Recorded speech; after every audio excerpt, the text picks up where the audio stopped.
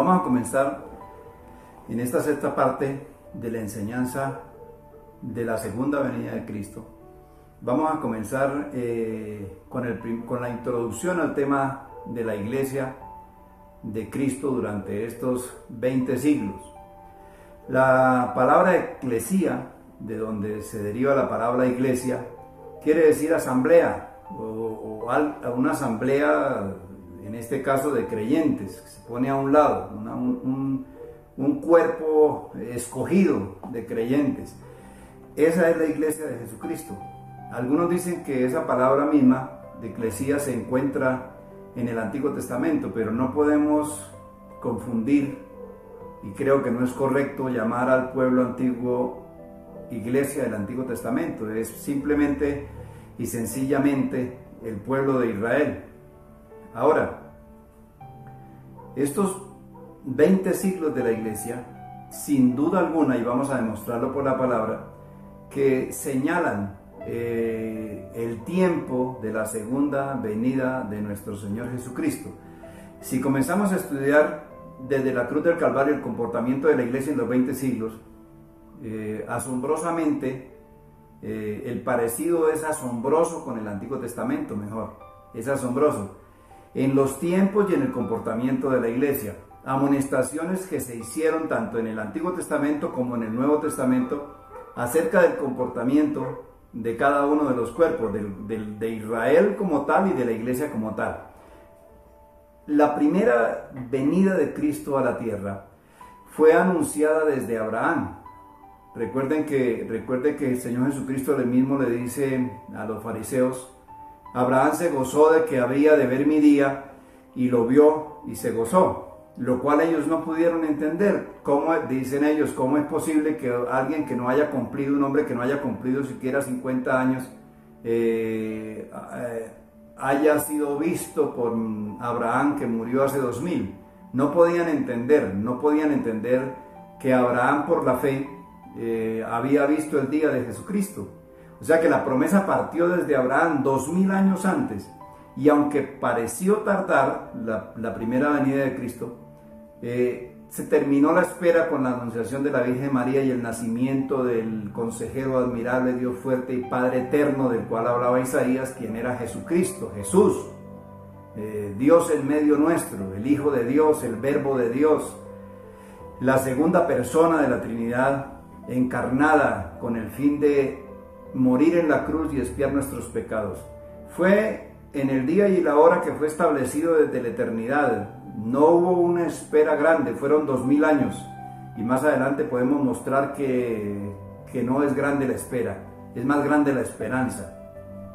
Ahora, el comportamiento de la nación desde la promesa de Abraham, pasando por toda la época patriarcal, por toda el tiempo que estuvieron esclavos en Egipto, y sobre todo después de haberlo sacado Moisés al desierto, las tentaciones que hicieron al Señor, sus adulterios, sus fornicaciones, su paganismo terrible, su idolatría, por ende su idolatría, y todas las cosas en las que le faltaron al Señor y cómo lo ofendieron. Y podemos ver a través de esos 2000 años cómo el Señor extendió su misericordia sobre ese pueblo, porque el pacto que había hecho con Abraham, por ser un pacto eterno, porque el que pactó fue el Dios de los cielos, y en esa condición o en esa situación el pacto de parte de Dios es eterno, Él es inmutable, Él es misericordioso. Podemos ver todas esas misericordias, todas las veces que los perdonó y ellos volvieron a hacer lo mismo. O sea, el comportamiento de Israel fue terrible durante esos 20 años, mas sin embargo la promesa llegó en la anunciación. Cuando llega la promesa en la anunciación, pues sorprendió al pueblo de Israel. Y el pueblo de Israel temerariamente lo rechazó.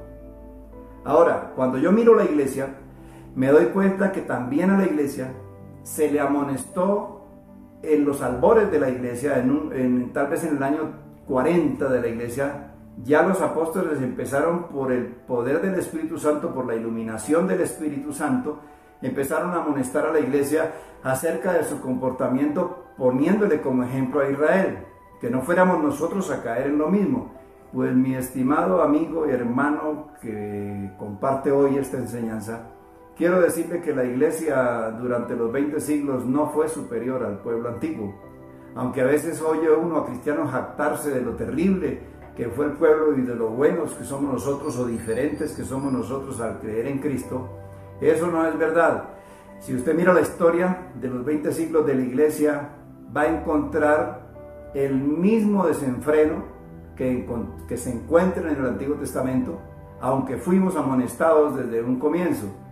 Todos los desafueros de la iglesia, toda la idolatría de la iglesia, toda la violencia que la iglesia ejerció sobre sus pueblos, todo el engaño, toda la tergiversación de la Escritura, todo el bajo concepto que transmitieron a los fieles que oían o a los oyentes, esos ministros fraudulentos, esos pseudomaestros que salieron durante todo este tiempo, pues no diferencian, no hacen no hay una diferencia entre Israel y la iglesia de los 20 siglos.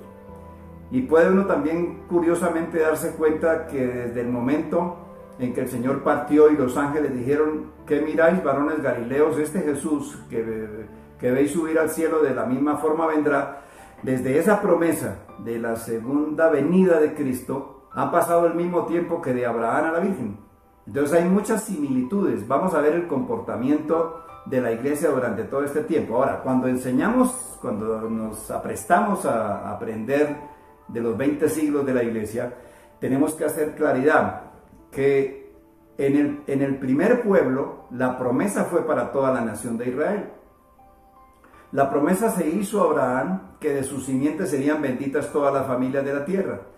Y de esa misma simiente, después de la época patriarcal, se empezó a señalar quién iba, de qué tribu vendría el Mesías y las promesas que vendrían tras él, que era de la tribu de Judá, que era hijo de David. Todas esas cosas se cumplieron al pie de la letra. Y sin embargo, en la primera venida lo sorprendió. Y el apóstol Pablo dice estas palabras: el Señor dejó de nosotros un remanente. Gracias al Señor dejó un remanente, porque si no hubiera dejado este remanente hubiéramos sido semejantes a Sodoma e iguales a Gomorra. El Señor le dijo al pueblo rebelde en el desierto que no entrarían en su reposo. Así que quiero hacer énfasis en esta enseñanza que aunque las promesas fueron para toda la nación de Israel, la mayor parte de Israel no entrará en el reposo de Dios. Y dice el Señor que es un pequeño, dice el apóstol Pablo, que dejó un pequeño remanente. Ahora, es curioso también, y tenemos que tener en cuenta al empezar el estudio de las Escrituras, que cuando hablamos de iglesia, tiene dos significados. La iglesia que vamos a estudiar es la iglesia visible durante todos los siglos, desde la cruz del Calvario, desde que comenzaron la era apostólica y todas las eras que vamos a ver de la iglesia, para no adelantarles el tema. Toda esa iglesia es la que vamos a ver, el comportamiento de todo ese cuerpo mezclado, dijo Martín Lutero. O sea, es un cuerpo mezclado de creyentes, de no creyentes, de verdaderos cristianos, de cristianos falsos, de falsos maestros, que se empezaron a manifestar desde el primer siglo. Usted puede leer fácilmente las cartas donde dice que hay unos que salieron de nosotros pero no eran de nosotros. Y las amonestaciones de Pablo y de Judas hablando de los falsos maestros, de los judaizantes, de los gnósticos que ya habían intervenido y se habían mezclado con el cuerpo de Cristo, lo cual dice Pablo: después de mi partida se levantarán de entre vosotros lobos que no perdonarán el rebaño. O sea, de ese cuerpo mezclado es que hablamos, no de lo que realmente es la iglesia, porque ¿qué es la iglesia? La verdadera iglesia, la iglesia invisible, la que solo conoce el Señor y que nosotros como creyentes alcanzamos a notar algunos frutos de lo que es el nuevo nacimiento. Pero esa iglesia que es muchas veces invisible para el hombre, pero visible para Dios, ¿cuáles son las características de esa iglesia? Que han nacido de nuevo, que han sido regenerados en su corazón, que hemos sido impartidos de una nueva naturaleza, que la nueva naturaleza que hay en nosotros mortifica la carne, ya no vivimos según la carne, que ahora vivimos gracias al Señor Jesucristo según el Espíritu, que un día regeneró nuestro corazón, nos dio vida cuando estábamos muertos en nuestros delitos y pecados, puso el sello del Espíritu Santo sobre nuestras vidas, una salvación que no se perderá, una salvación que Él mantendrá, que Él nos santificará, que Él nos glorificará, nos llevará de la mano durante todos estos 20 siglos, como ha llevado a la verdadera iglesia mezclada dentro de ese grupo grande llamado Iglesia Visible. Vamos a estudiar la iglesia visible, la iglesia de todos los tiempos, de todas las confesiones religiosas cristianas que existieron durante este tiempo. Y vamos a mirar el comportamiento de esa iglesia y nos vamos a sorprender porque no es la iglesia. Esta iglesia de los 20 siglos no es diferente. Y esa iglesia, al tiempo antiguo, y esa iglesia señala la venida de Cristo. La iglesia que vemos hoy, después de 20 siglos, es una trompeta que está anunciando la venida de Cristo y está en la Biblia, está en la palabra de Dios. Oigamos al apóstol Pablo la amonestación que hace en el libro de los Corintios por estas cosas que le acabo de decir. Leo en su favor. Hablando del pueblo de Israel, dice: y todos bebieron la misma bebida, 10:4 de 1 de Corintios, espiritual, porque bebían de la roca espiritual que los seguía, que era Cristo, que era tipo del Cristo que nosotros o los apóstoles conocieron encarnado. Dice el apóstol: porque no hemos dado a conocer el poder y la venida del Señor Jesucristo siguiendo fábulas artificiosas, sino habiendo visto con nuestros propios ojos su majestad. El tipo era la roca, y el arquetipo, la realización, la verdad, era Cristo en la carne, era el Hijo de Dios. Nosotros, los apóstoles y nosotros por la fe, vemos el clímax de las promesas de Abraham y de toda la Biblia, la redención en Cristo Jesús, el Cordero, el Hijo de Dios. Entonces de ellos está hablando, que seguía, y la roca que era Cristo. Pero los demás de ellos, de la mayor cantidad de ellos, Dios no se agradó, por lo cual quedaban postrados en el desierto. Recuerde que solo 2 o 3 del antiguo grupo de 605,000 entraron, Josué y Caleb, y los menores de 20 años, la mayoría murió en el desierto por la incredulidad y por el pecado y por las ofensas y las tentaciones al Señor. Mas estas cosas sucedieron como ejemplo para nosotros, para que no codiciemos cosas malas como ellos codiciaron, ni seáis idólatras como algunos de ellos. Según este escrito, se sentó el pueblo a comer y a beber y se levantó a jugar. No, ni forniquemos como algunos de ellos fornicaron y cayeron en un día 23,000.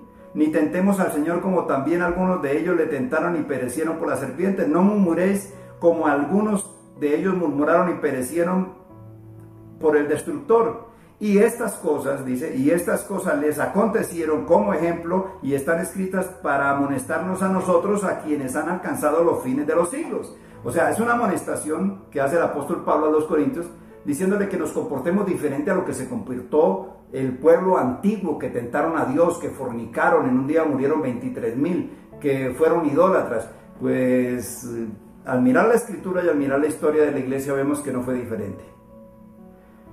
En mucho tiempo, los jerarcas de la iglesia se hicieron señores sobre la grey de Dios, ocultaron la palabra del Señor, masacraron la verdadera iglesia, mataron a mucha gente en el nombre de Cristo, enseñaron una doctrina extraña, completamente extraña, dogmática, con un andamiaje dogmático que nada tenía que ver con la palabra del Señor. O sea que el concepto de Dios fue perdido completamente. El carácter del Dios del Antiguo Testamento, el Dios que amonestaba en el Antiguo Testamento, ya no existía en muchos siglos de la iglesia.